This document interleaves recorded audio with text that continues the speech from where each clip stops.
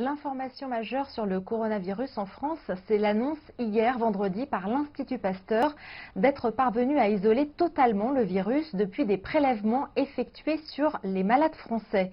Des équipes chinoises et australiennes étaient parvenues à faire de même, mais il s'agit d'une première à l'échelle européenne et ce résultat a été finalisé dans un délai particulièrement court. L'isolement des souches du coronavirus permettra de mieux le détecter et de mieux le combattre et à l'issue d'un processus encore assez long, de trouver un vaccin. L'Institut Pasteur, qui a mobilisé un nombre important de ses chercheurs pour étudier le coronavirus, estime qu'il faudrait compter au moins 20 mois pour parvenir à un tel résultat. Par ailleurs, une autre nouvelle relativement rassurante, selon les derniers chiffres, la mortalité liée au coronavirus serait en baisse de 3% à 2%.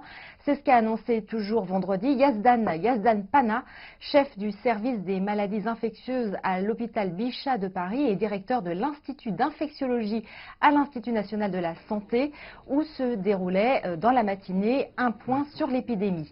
Des résultats à nuancer tout de même, car des évolutions sont perceptibles jour après jour en fonction des cas qui se présentent.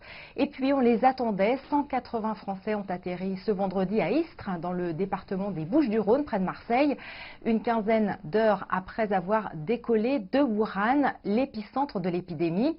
Tous ont été placés en quarantaine dans un centre de vacances de la région où ils doivent rester confinés 2 semaines. L'un d'eux, qui présentait des symptômes suggérant une infection au coronavirus, a été hospitalisé à son arrivée.